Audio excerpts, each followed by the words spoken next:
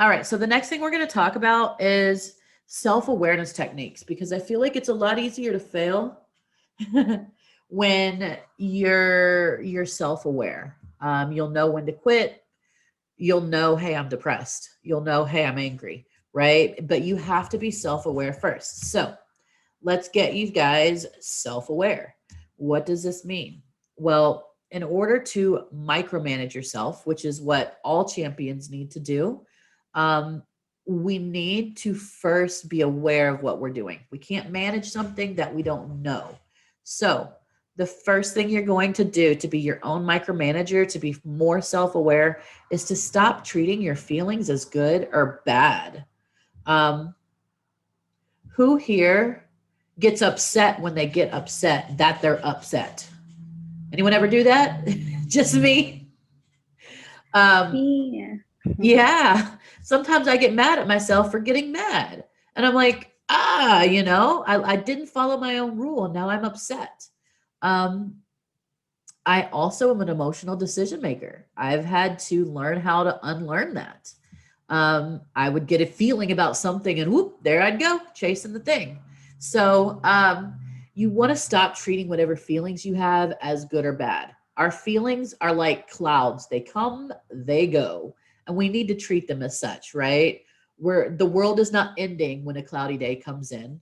And when a sunny day comes in, it's still going to rain again in the future. So just know that feelings come and go, and really try to observe the ripple effect from those feelings and emotions. Um, how do how does a bad moment in the morning affect the rest of your life, right? The rest of your day? Are you going to let a fight with your child carry through overnight? Are you going to be upset with them in the morning? Are you going to, what if it's your spouse, right? You guys have a fight in the morning. Are you going to be upset with them in the evening? Observe how you carry your emotions throughout the day and how you let one thing affect other things. Because I guarantee we do this, even if it's in a good way. Even if it's like, I had a great morning and I'm going to use that to push me through the entire day. And at the end of the day, I'm still going to be in a great mood. But we all do this. Just be aware of how you do it specifically, right? Um, I'm going to skip number three for a second because I'm going to stay with the emotions. You want to feel your emotions physically. So how that works for me is I have a feeling before I realize it's an emotion. When I was going through my divorce, I carried anxiety right here and also right here, on, like in my stomach. And I would wake up with either a weight here or a knot here. And I would call it, it felt like it was moving, like snakes in my belly is what I called it. And that was anxiety. It had like a physical name, but I knew what it was because I felt it, right? And all of us do tend to feel feelings inside of our body. We're just typically not aware, whether it's happiness and your cheeks get red, or whether it's anxiety and it's, right here in your neck, or, stress and it's right here in your neck. We all tend to carry emotions physically. So try and identify where in our body we carry what emotions, right? This goes into knowing who or what pushes your buttons. So important. To be self aware, we got to know what our triggers are, right? So we can avoid them. So we can know, okay, this person is about to do something that's going to trigger me to go off. I need to step away from the situation before it gets there, right? Or I need to stay in control of my emotions. Therefore, let me get away from this situation that is not going to allow me to do that. Um, so then finally, you do want to lean into your discomfort. I know that seems backwards if we know what our triggers are and how they make us feel them emotionally, but you do want to lean in because adversity, I'll say this is like one of my favorite sayings. You'll hear me say it a million times.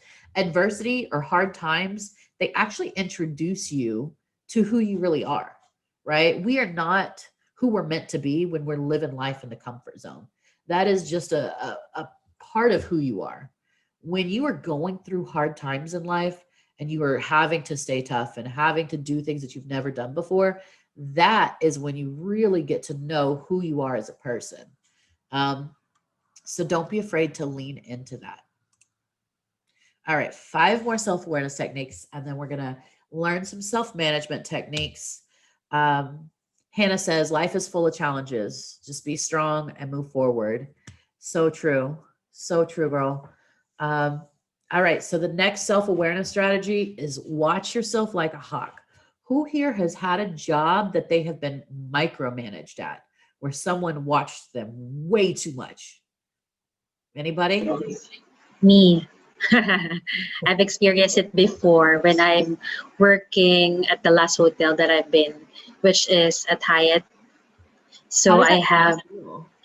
yeah, I'm actually, it's very stressful. It's very depressing that you think that you're so stupid enough, that you're stupid enough to watch you over, like that, you've come to realize that, am I not doing this right? Am I not doing things good or enough? That Exactly. right. It's a horrible feeling to be watched Yeah, like a hawk. super, Whatever super. you're doing, it's a whole punishment. You go to jail where you get watched like a hawk. Like, it takes away your independence. So, what if I can tell you that by being a work from home person, you're never going to have that type of manager, right? You work from home. You have a client, but they don't want to micromanage you either. You should, however, be micromanaged. So, the best way to do it is to do it to yourself. Micromanage yourself because discipline is freedom, right? And if you can be structured with all the things that you do, from your mindset to how you act to how you talk to people, then you will never need to be micromanaged, right? It would be very apparent that, okay, this girl micromanages herself, right? She's doing okay. Um, One of the ways you can do that, stop and ask yourself, why do you do the things that you do? Why? Just think about it. Sometimes we have reactions to things and we'll be like, 2 hours later, look back like, why did I do that? Right? I got really mad about something and I don't truly understand why. Um, Take the time to ask it because I guarantee other people are asking it for us if you don't, right? If you don't do this well, other people will say, why are you doing that? And we don't ever want it to come to that. All right. So visit and revisit your values. This comes in with the failure loop. When you're getting through failure and you get your long list of faults, you're going to see, okay, these faults keep coming up. I'm not working on this. That means I'm not valuing that. And what can I do to prevent that? So, as long as you're working through the cycle of failure, this will kind of take care of itself. Um, this next one is one of my favorites. Seek feedback from uninvested parties. That means get a support group that doesn't necessarily, like, it's not your family, right? It's not your best friend. It's not someone who lives with you. It's not your boss.